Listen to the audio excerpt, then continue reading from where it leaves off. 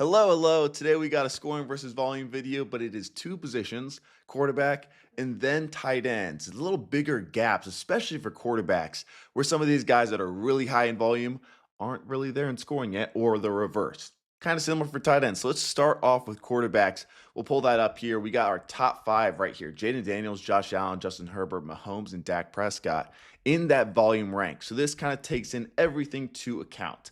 A lot of it is rushing. It is way more valuable than a passing attempt. Those goal line attempts are involved. Their depth of target, those deep throws are taken into account, and obviously passing attempts for sure.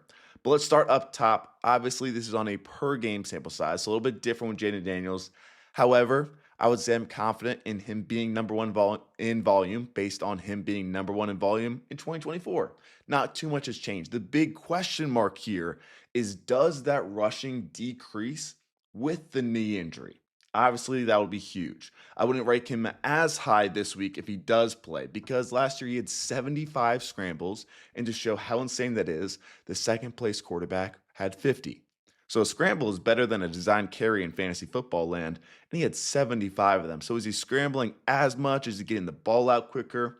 We'll see. But long term, his volume should be the best in fantasy football. His scoring right now, still top 10 through those two games.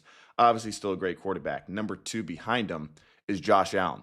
Number two in volume, no surprise. He has the most goal line attempts, more than Jalen Hurts even, believe it or not. He has 6 goal line attempts through those first 2 weeks.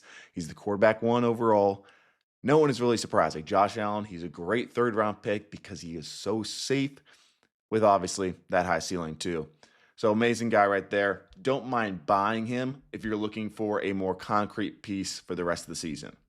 Number three is Justin Herbert. He hasn't been as great in terms of scoring after that week one game. So he had 27 points in week one. It hasn't been bad at all. But in terms of his scoring rank, just at that quarterback one rate. But I would expect this to improve mainly because of this volume. So he's actually had to deal with a few drops, even like Lab McConkey. He's been annoying. He had 2 drops last week.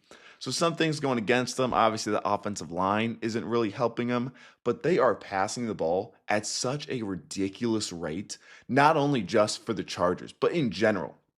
We go back to that pass rate over expected stat. On a neutral situation, are they passing the ball or are they running the ball? In terms of that week by week, number 2 in pass rate over expected in week 1. Week 2, they were first. Then they were 11th. That worst week they had was still top 12. And then week 4, they were first again. So they've been top 2 in pass rate over expected 3 out of 4 games. It's just insane. He's still running a little bit. And honestly, I would expect a little bit more with that offensive line. Maybe take off and run in terms of scrambles. He's efficient with it. So he has 14 carries this season. That's not bad.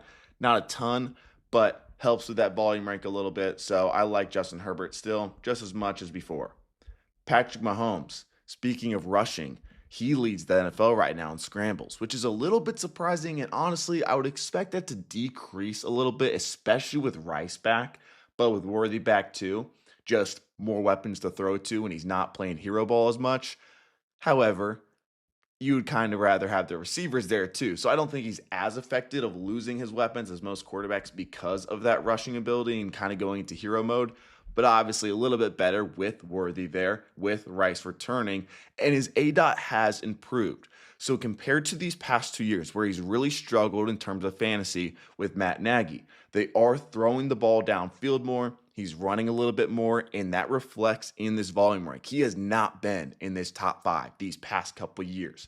I'll try to find his scoring rank real quick from past years. In 2024, where was he? He was quarterback 9 in volume. So going from quarterback 9 to quarterback 4 is a big jump, and it's paid off. He's quarterback 3 in scoring, has had 3 really good games. So I like it, especially as those weapons start to return. Number 5 in that quarterback rank for volume is Dak Prescott, and this is solely on passing. Like, he's not running like he is early in his career. Number 5 in that volume rank is Dak Prescott, and this is solely on passing. Like, he's not rushing like he was early on in his career. He hasn't been the last few years now, but the stats in terms of the passing volume, he's number 1 in dropbacks, number 1 in those end zone targets. He is number 1 in air yards. Like, they have the number 1 offense right now, and the 32nd ranked defense. Like that was like not really the hope, especially if you're a Dallas fan. But like the goal of drafting him in the offseason is the thought was, oh, they're gonna have a horrible defense and an amazing offense. That is true. He has been amazing. He's been efficient, and he's the quarterback 13 right now. But also, this is against good defenses. Like he played the Packers and was amazing. My dad texted me all disappointed. He's like, I started Justin Herbert over Dak Prescott. And I'm like, yeah, I get that. It makes a lot of sense given the Packers defense, but he was still just really good. So I expect this quarterback 13 rank to continue to rise, especially when Lamb is back. That is when things will really come together.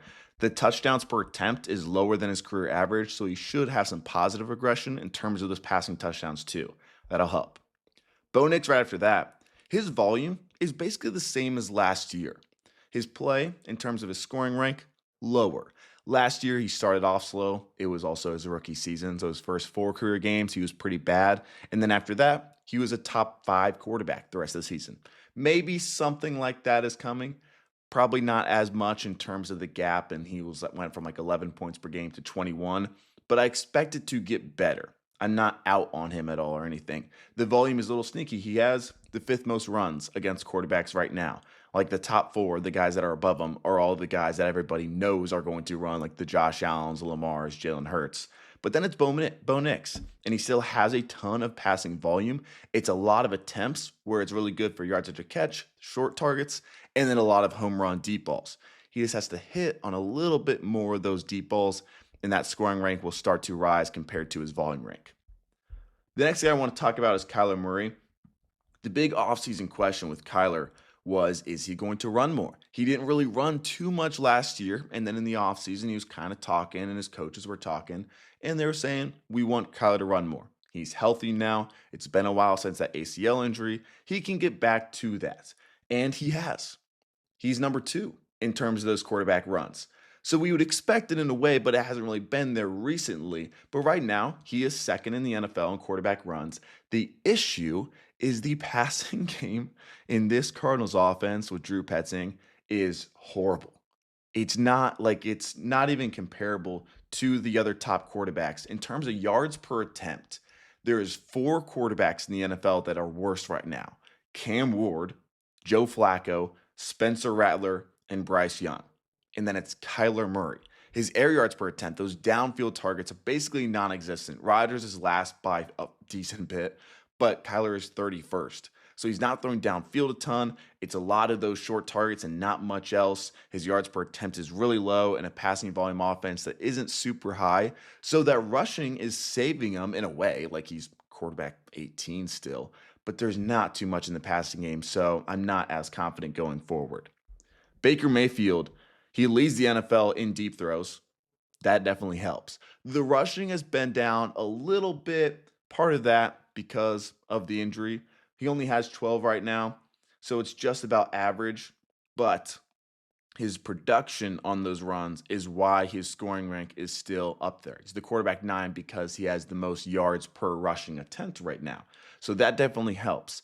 The offensive line weakness, the weapons being a little bit worse with Godwin coming back from injury, and now Mike Evans hurt. That hurts him a little bit. Hopefully he can stay healthy behind this offensive line and then start scrambling more when he is healthy.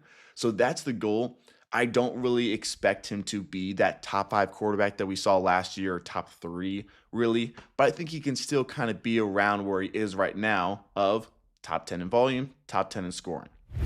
Daniel Jones is such an interesting case, a completely new quarterback, and just the way he is being coached, like I want to applaud Shane Steichen. Everything is great right now. They're making it very simple for him. So Kevin O'Connell has talked about this before, like you want to simplify it and go to Daniel Jones' strength, or their quarterback strengths. And he's coming from Kevin O'Connell, kind of learning under him, goes to Shane Steichen and his Colts offense, and they're just doing so well with him. One thing that stands out is he's throwing to his first read 81% of the time. That would have been the most last year. It's the most this year. They are just getting the ball to their playmakers in those yards after catch situations, but also giving him those deep shots, separating that field out. And it's such a good team around him. Like this defense is better than I think people expected, but overall that offensive line, the receivers, especially when you include Tyler Warren and Jonathan Taylor, are just amazing. His yards per attempt in passing is 3rd best in the NFL. and they don't throw at the goal line at all, but it's okay for him because they give him carries down there. So he has those multiple goal line attempts, those goal line touchdowns. So that volume is still up there as a quarterback 1. His scoring right now is quarterback 10. I don't think it's a fluke, especially now that we're 4 games in.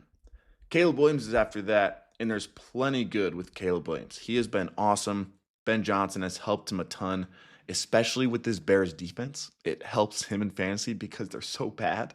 So he's quarterback 6 right now in points per game. His volume is 12th. But even, like, I don't want to compare this too much to Jared Goff because they're so different. But like last year, Jared Goff was the quarterback 7, so kind of right where Caleb Williams is. But he was like 25th, 26th in volume. That's not going to be Caleb Williams. So is his touchdowns per attempt going to be as insane as Jared Goff? No, but it is way higher this year than it was last year. Like, this offense is just another level of productive. And they're using Caleb Williams so well and is taking advantage of his talent while still playing enough in a system that can get the ball to their playmakers with space, able to make plays. So another stat here in terms of how they're using him, his time to pressure is the second best, and his time to throw is the second highest. So he is still holding on to that ball a lot, but making plays when he does it. Like, we see those vintage Caleb Williams plays. He's scrambling around, usually really good for fantasy, but he's doing it away not because he's scrambling under pressure and kind of just throwing balls up, but because that pass protection is really good, and when things aren't open, he can scramble or make a play downfield in terms of scrambling and throwing. So it's all really good for fantasy right now. That offensive line is way better. He's way better. This offense is way better. He's still dealing with some drops too, so he could even get better down the line. Right now, he's the most air yards dropped in the NFL. So I like Caleb Williams. I would expect this to keep going. Brock Purdy after that, again, 2-game sample size. He's been okay. The worry about Brock Purdy right now is another level of Jayden Daniels, because it's like the injury is there. Obviously, the rushing volume isn't the same as Jayden Daniels, but Purdy did rely on rushing a lot last year. He had about 4 points per game from rushing alone. Right now, through 2 games, he has 7 attempts for 30 yards. So if that rushing kind of disappears, that's where it's a little bit scary for me. And especially some of that rushing comes from not having CMC as that option. So CMC being there, it can be helpful, obviously, for many reasons, but it kind of takes away from Purdy's rushing ability in terms of scrambling. Lawrence, after that, in a similar way, 5 scrambles in 4 games. The rushing is down significantly. He's a guy that has kind of sneakily gotten a decent amount of rushing production, especially in terms of rushing touchdowns. He is also dealing with a lot of drops. He has the highest percentage of drops on passing attempts in the NFL. His time to pressure, very similar to Caleb Williams all around. He is the best. So also dealing with drops, but also has an incredible offensive line. His volume needs to be better than quarterback 14. Again, not to compare him to just where the quarterback was with this coach last year, but last year Liam Cohen had Baker Mayfield, and Baker was around the top 5 in volume. So being quarterback 14 with how he's playing and how this offense is, like, it'll be better than quarterback 28, I believe. But are you ever going to get a point in starting Trevor Lawrence? Probably not. Drake Maye is the guy that I don't know if people realize how good he is playing right now. He is not like just a good fantasy quarterback. He's quarterback 4 right now in fantasy. He has been incredible in the NFL. I love him. He's fifth in yards per attempt right now. His completion percentage over expected is number 2 to Lamar, who's basically number 1 in every single efficiency stat there is. So he has just been accurate. He's been really productive on a team that, like, honestly, like, who's he throwing to? Like, he's got Diggs and Hunter Henry as his top 2 targets, and he has just been electric. The volume doesn't scare me as much, mainly because he had the second lowest last year. Even with some of that rushing, the passing volume wasn't there at all, and they didn't give him any design work. Now they're giving him some design work. He's still scrambling a decent bit, 15 scrambles, so the third most. He's scrambling a lot, and that passing volume is a lot better. I'm actually surprised that he's only quarterback 16 right now, because everything is still at least in the middle there. I would expect his volume to get better when they're not playing the Panthers and up 42-6. So I would expect the volume to be even better, but last year that volume was second to last, and he was the quarterback 13 as a starter. So right now he's the quarterback 4, middle of the road volume. I think it sticks overall. Hurts is right after that. Basically the same exact in terms of that volume rank and scoring rank. He's quarterback 5 on the quarterback 17 volume. He has the most quarterback runs in the NFL. Usually that means you're number 1 in volume. He is 17th because he's had still those goal line carries, which help there, but the passing attempts not only have been non-existent, but they're just not throwing downfield at all. Like we see with AJ Brown, like Devontae Smith too. But like, what are his passing touchdowns coming from? Like they're coming from underhand tosses to Dallas Goedert now. So this offense is not helping him in terms of his volume. It's just been a lot less red zone opportunities. He hasn't had really the game scripts to be passing the ball. Like the special teams isn't helping him out too much. How often do we talk about special teams in fantasy? But for Jalen Hurts, it's kind of hurting him. So I think that volume does get better. It's a good sign that he is still the quarterback 5 in fantasy. He's just relying a little bit too much on the rushing, but the rushing is going to be there. So is he going to be the quarterback 1 this year? Probably not. Is he going to be dropped down outside the top 10? No, he'll be okay. Jaxson Dart is next. Another one where he is getting a lot of rushing, which can help him. He was only quarterback 18. Again, this is a 1-game sample size, so take it with a grain of salt. He was the quarterback 10 in terms of scoring this week. He was quarterback 18 on volume because they only threw 20 times, but they did have 10 rushing attempts. Dart, number 1 on the week in terms of those quarterback runs. They ran the highest in the NFL in terms of RPOs with him in the game right now. So it's going to be a lot of short targets and a lot of rushing. It's going to be solid for fantasy, I think. I don't know if my confidence is him being like this breakout stud that we saw with like Bo Nix and Jayden Daniels last year, but I think he can be serviceable, similar to Drake Maye in his rookie year. He didn't really have the weapons. He did not have the passing volume, but he had enough rushing to be the quarterback 13. So that's kind of your hope with Jaxson Dart right now. Fields is right after him, and another one where I'm surprised that he's only quarterback 18, similar to Jalen Hurts. Last year, for example, Justin Fields was number 1 in volume through 6 games. He only played 6 games, so I say that Jayden Daniels was number 1 in volume last year, but through 6 games, Justin Fields was actually number 1. Right now, he is quarterback 18, just because how low that passing volume is and how that second game was. So again, he's only played 2.75 games, so I took out that last quarter, just so you know that does reflect him missing a quarter. But that passing volume has just been insanely low. And the rushing volume hasn't been amazing, actually. Like I had to check. Jaxson Dart, his 10 quarterback runs. Was that really the most in the week after Monday Night Football, Justin Fields? And I checked, I was like, oh, Justin Fields only ran the ball 7 times. So it's good, but it's not like his incredible rushing volume in Pittsburgh that we saw last year. So I think that'll improve. He had that injury in that weird week 2, especially in terms of volume. So I think it'll get better. And right now, that's the encouraging thing, is he's already the quarterback 7. So 20 points per game. He's historically started really slow. And right now, he's got 2 good games and 1 awful game, but 2 really good games besides that. So I still like him right now. It's just, can he stay on the field in terms of their 0-4? So we'll see about that. But right now, going forward, short term, he's awesome. Michael Penix is right after that. It's mainly negative, mainly negative. He hasn't played great this year, and his play style has shifted some. So week 4 is a good sign. Zach Robinson comes on the field. They fired that wide receiver coach. Who knows how much that changed things long term, but hopefully his average depth of target, he starts throwing downfield more. Last year, when he was a rookie, in those 3 games, he was throwing downfield more than anybody. And that wasn't a huge shock given how he was in college. Like, he's an aggressive downfield vertical thrower. He is not going to be the guy that's throwing a bunch of dink and dunks and running the ball, kind of like maybe a Jaxson Dart would be right now. Michael Penix is going to throw downfield, and he really hasn't been. The ADOT has lowered significantly. The 2 goal line rushing attempts that he's had is really helping that quarterback volume right now in terms of it being all the way down here by like Tua and Darnold. So is that going to be consistent going forward? Like, no, like he's not going to have 2 goal line attempts every 4 games. So right now, I'm not too confident in Penix right now. And before we get to tight ends, what is Lamar Jackson doing down here? I had to double check it. I did. And this is accounting for him missing that 4th quarter the other day. So I even gave him the benefit of the doubt there. What's happening? He was the quarterback 6 in volume last year when he was the quarterback 1 by a decent bit. He is insanely efficient, and he always will be. So right now, he's quarterback 2.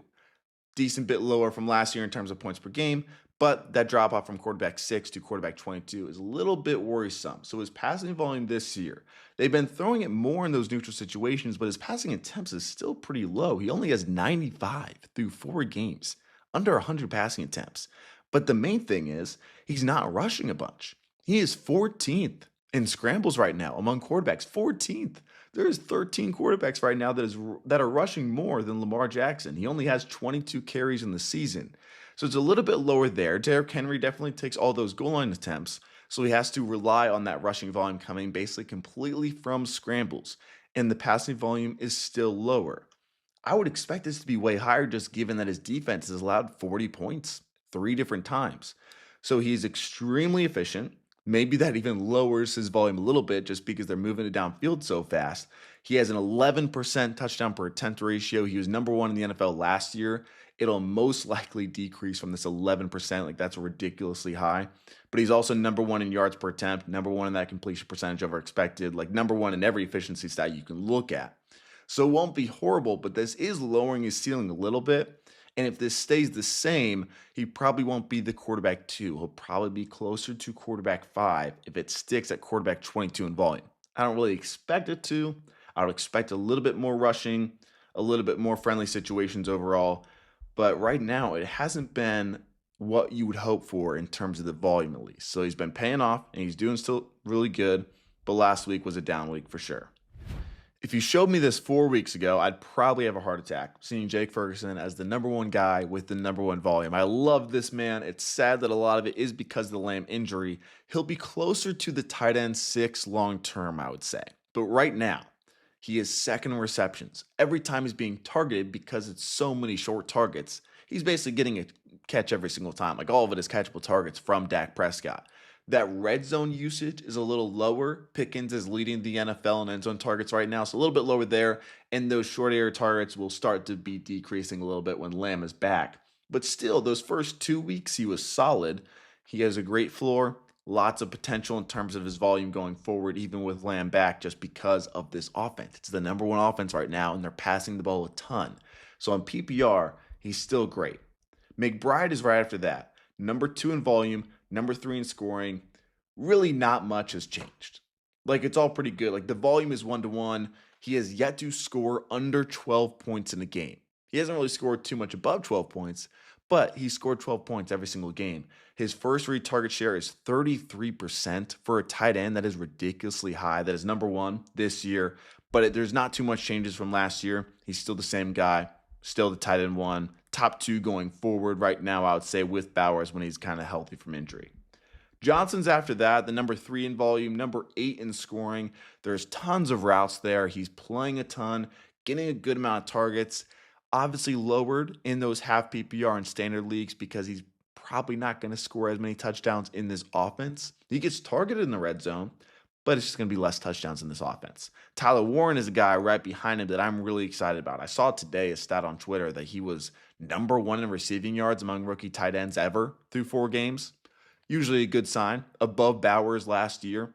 So his volume is the 4th best through 4 games. That goal line usage, I wouldn't say is a fluke. Like, they want to use him that way, and the proof is, 1, in college, he was used like that and used very successfully. So they're kind of replicating that. And 2, it's not like they just did it last week. They've done it multiple times already, using him on the goal line. So that's just another cheat code of kind of having 2 goal line rushing attempts so far. It helps a lot. Number 2 in yards after catch per reception. He's insanely efficient when the ball is in his hands. And as a rookie tight end through 4 games, he is number 1 in yards per route. I do not think it's going to get much worse than tight end 5 this year, if I'm being honest. He's awesome. Brock Bowers after that. He is 4th in yards per route, still a 24% target share per route. Like, it's honestly on a per route basis, not like much worse than it was last year. Like, he is still great. I just think he's coming back from injury, and that's tough. He was amazing in week 1, obviously. Got hurt and kind of slowly been going back. But when you watch the tape, like, he looks a little slower right now, like it's a knee injury. It's nothing that's too concerning long term. But right now, we've seen the past couple games, it hasn't been as good. And Geno is obviously struggling. I think Geno starts to improve a little bit When Bowers gets healthy, he is still that top 2 tight end for me, top 3 for sure with Warren. So I still like him. That scoring right now, obviously not what you want it to be, the tight end 10. It's not why you drafted him so high. But I'm not overly panicking in terms of going forward. It hasn't been good so far, but it doesn't mean that he's a different player. Hunter Henry is right behind him. And the thing I want to point out with him is a lot of times with tight ends, it is touchdown based. Like the top tight ends are the ones that are going to be scoring a lot of touchdowns on the year. And sometimes that can be lucky, especially when you're going just on a few game sample size. But in terms of year to year, there are stats that you can look at to predict the guys that are scoring a lot of touchdowns. Like it's not always fluky. And with Hunter Henry, it's not. So I'll have some guys later where it's like, oh, they're scoring a lot of touchdowns. They're probably not going to be scoring as many touchdowns for long. But Hunter Henry, he has 3 touchdowns right now, but he leads the NFL in tight end red zone, or leads tight ends in red zone target share. He has 38% of the targets when they get down to the red zone, and he has the most air yards. So they're targeting him downfield a bunch. When they get to the red zone, which has been pretty often so far for the Patriots, they are targeting him down there. So his volume overall is really good. There is not a ton of receivers to compete with in New England. It's a really good quarterback play, and it's made him the tight end 4. So yes, has he had 3 touchdowns in 4 games? That might not be weekly, sure. But tight ends, that is what you are looking for. Like tight end depends, all of them basically depend on touchdowns outside of Trey McBride. They really all depend on touchdowns. So getting a guy like Hunter Henry that is scoring a lot of them, and it's not really because he's getting lucky in these big plays, it's because he's being used down the red zone a ton, it's good. Harold Fannin right after that, he just needs a quarterback change. He leads the tight ends in missed tackles, so that's incredible. Dynasty, he's been amazing. So I still love him in Dynasty, but in terms of redraft right now, it's tough. Like that volume is tight end 7. And in terms of being productive with Flacco, he'd kind of need to be tight end 1 in volume. So not super confident going forward right now until a quarterback change happens. Then we'll see. Kyle Pitts is right after that. I kind of like him. I kind of like him. At least compared to past years. Like I'm not saying Kyle Pitts is going to be like the tight end 1 or anything, but a tight end 1, I think he will be. Like his volume is tight end 8. His scoring rank is tight end 9. Last year his volume was horrible, especially the second half of the year, like barely top 30. And now it's pretty good. And what sticks out to me is the consistency of it. Last year, he had 2 games in a row with 4 catches. That was the most. In 17 games, he didn't have 3 games in a row with 4 catches. Right now, he's had 4 catches in every single game. He is second in route rate, which is huge because, again, last year, especially at the end of the year, his route percentage was like 50%. Now it's 87%. He is second to Trey McBride. So they're using him a ton. He's on the field a ton. They're still throwing the ball, and like honestly, like Penix hopefully will get better, which will obviously help Pitts. So I think he's fine as that lower tight end 1 range. Obviously, this is a smaller sample size with Gadsden, the Chargers rookie tight end. However, there is potential there. As we talked about earlier with Justin Herbert, they're throwing the ball a ridiculous amount. And when he's on the field so far, which has just been these past 2 weeks, his targets per route is 27%. That's the highest on the Chargers. So when he's running routes, he's getting a lot of targets, and they're slowly trusting him more and more. So it hasn't paid off in terms of that scoring yet, but right now he would be top 12 in volume over these past 2 weeks. Keep an eye on him. Pick him up in Dynasty for sure, and maybe a solid stash long term, but you're not really stashing tight ends too much. But wanted to point it out. Brennan Strange is that next guy I want to talk about. Tight end 13 in volume, tight end 14 in scoring. It hasn't been amazing, but he also does not have a touchdown yet. He leads the team in receiving yards and catches overall. So it hasn't been the greatest passing offense, but there's some potential there. And he has a really good floor week to week. Like he has 3 solid games. 1 bad game, but 3 solid games. So I like him right now as a depth guy, or if you're kind of punting tight end, he's pretty solid. Kraft right after that. He was tackled at the 1-yard line twice this week. Last year, he was very low in volume and still, obviously, like that tight end 1 range. So it's one of those things where if his volume increases, say to 14th, then he can be a top 5 guy. I think tight end 6 is kind of on the low end from how he's been. He's been dealing with that injury a little bit last week. We didn't know what was going on, but he's still number 1 in yards after catch. Like when he gets the ball, he's insanely efficient. So those Packers receivers, it's annoying that none of them get over 6 targets a game. But Kraft, if he got 6 targets a game, he can make do with that. He's going to be scoring even more. Like I don't think he's really overproducing at all. He's just insanely good at football. He's similar to George Kittle, which George Kittle is usually around that range of being like more 7th or 8th in volume, but first in scoring. Now, I just want to warn you after this point, I feel like I've basically been positive on all these tight ends. Tight end 15 on, it's pretty negative. So, your forewarning, Dalton Kincaid to start. Last year, the percent of his fantasy points coming from touchdowns was 12%. It's because they didn't use him a ton in the red zone, especially not in the end zone or like down at the 5-yard line. He wasn't that type of tight end. He's more of a slot receiver, and he can be good given the volume. He's really productive on a per route basis, but not a ton of touchdowns. This year, that 12% has bumped up to 36%. If you've been starting him, awesome. He's been good. Obviously, tight end 7 right now. But not much has changed. 15% target share in the red zone, very similar to last year. It's still lower volume overall. He's tight end 15 in volume right now, which is close to what it was last season. He'll be above his volume because of this offense, and he's getting a lot more of those catchable targets compared to last year. Like last year, the chemistry or whatever it was with Josh Allen just wasn't there, even compared to his rookie year. But that's kind of bounced back in a way. He looks healthy, so he's solid, but I wouldn't necessarily be buying. He's kind of the opposite of Hunter Henry.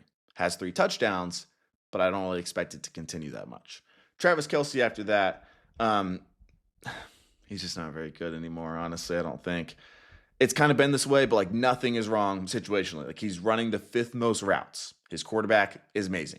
The offense is on good, but also built for him. Like it's a lot of those short targets right now, or has been still up until Worthy coming back and those deep balls to Tyquan Thornton. It's still a decent amount of short targets for him, and it's just not working. Like Rice is coming back, even with Worthy. He had a 14% target share last week. He had 9 targets without Rice last year and 4 targets with Rice. So it's already been super low. His volume is tight end 16 before Rashee Rice comes back. Like he's not even a tight end 1 right now, and he's been playing without Worthy, without Rashee Rice. Like, what's the hope? That's the concern. There's no hope. Sam Laporta after that, tight end 17. The annoying thing with him is he is a red zone threat, and they aren't using him that way. With Ben Johnson, they would a ton, but at least so far through 4 games, he has 2 red zone targets. Amon-Ra St. Brown has 10. So every time they're getting down the red zone, they just ignore him. They're throwing to Amon-Ra. He's a 17% target share and a really low ADOT, even compared to the past few years. Like he's a 6-yard downfield on average for his targets. So the volume just isn't very good right now. It's concerning. The offense is still really good. He'll have better days. He doesn't have a touchdown yet, but I don't think there's many signs that are too positive for him. Hawkinson after that, like it's similar to Kelce, just in a worse situation. Like obviously the quarterback play isn't much, but like last week, 53 dropbacks for Carson Wentz, the most in the week. First game with Addison, not too much happened. Like he had 1 good game against the Bengals, and he had a really late touchdown when they put up 50 points. Like outside of that, it's been bad. Mark Andrews, it is similar to last year, but worse. Like he has a 33% red zone target share. Outside of the red zone is 16%. So last year he was the tight end 7 on horrible volume, like 28th in volume, because he had 9 end zone targets and 9 catches for 9 touchdowns. So it was incredible there, but the volume was still really bad. Right now, the volume is a little better, but also Isaiah likely hasn't been there. He played 25 snaps in week 4. That was his first game. So it's one of those where Mark Andrews, he'll be great when he scores a touchdown. Outside of that, how good is it going to get? Goedert down here is, in terms of the process, kind of the easiest sell. I missed Njoku. So real quick, Njoku, again, there's not as much hope. I'm sorry. I feel so bad being so negative. He's 4th in routes right now, so that's good. But Flacco is worse than he's been in the past. He wasn't even a Jameis product. I talked about this over the offseason. Like Njoku, actually the same points per game with Jameis and without. So the quarterback change would definitely help. But the targets per red zone, or in the red zone, his targets overall both pretty shot right now. He has 10 routes in the red zone. They're just not down there at all. And when they are, they're running. So he only has 1 target, and he doesn't have an end zone target this year. That's what he's kind of been the best in these past few years when he's been great. It's because he gets a ridiculous amount of end zone targets and red zone work. That's just kind of disappeared. And in between the 20s, a lot of that's going to Fannin and those receivers. So there isn't too much hope with Njoku. And Goedert down there, he's been amazing. He's the tight end too. He's also the most obvious sell high in fantasy in terms of process. Like it's not really a dig at him. It's just one of those things where like, look at AJ Brown and Devontae Smith right now. He has 44% of his points coming from touchdowns. That's the highest among any player in terms of those receivers and tight ends. So he's scored a lot of touchdowns, but the passing volume is still insanely low. He's a really good NFL tight end. It's just they have super low passing volume, and he's the third option most of the time if you don't count Barkley. Like maybe Barkley's the third option in that passing game. So in terms of his volume, again, he's tight end 23. He'll probably be a lower end tight end 1 around that tight end 15 range going forward, I would guess. And ending with these Brown tight ends, without Loveland, Komet's viable, actually. He had the third best volume in week 4 without Colson and Loveland. He has the fourth most total air yards right now. So he's being targeted downfield a ton. It hasn't paid off yet, but it can be there. In terms of Loveland, I don't mind stashing him, especially in those deeper leagues. Like if you drafted him pretty high, he was going like tight end 10 or 11 or something in ADP, and he's still a top 10 pick. And we've seen it like right in the game that he got injured. He had 3 targets right away. Like that first drive, like it was one of those where it's like, hey, we're going to use Burton more and we need to use Loveland more after those first 2 games. Burton, they had that flea flicker. They've got him a couple targets here and there. He's had some screens that at least shown signs of life. Loveland, that week 3, first drive, target, target, target. Then he got hurt. And now it's like, Loveland sucked all year. We'll just drop him because he's hurt. I think that if he is back healthy, it can start to come around there. If you are desperate at tight end and you're just like, man, like there is no tight ends on waivers, there's no hope. Like Hunter Henry's gone. Like I don't even have opportunity to get Kyle Pitts. Like I like Loveland as that guy that has a long-term upside. Like I think I've talked about this before, but in one of my leagues, I have Jake Ferguson. I loved him to death, but I also have Colson Loveland. And I really like that situation where like Ferguson is great for now. He'll be solid long-term, but in the fantasy playoffs, if you told me Loveland was better than Jake Ferguson, I wouldn't be shocked. So yeah, I like him.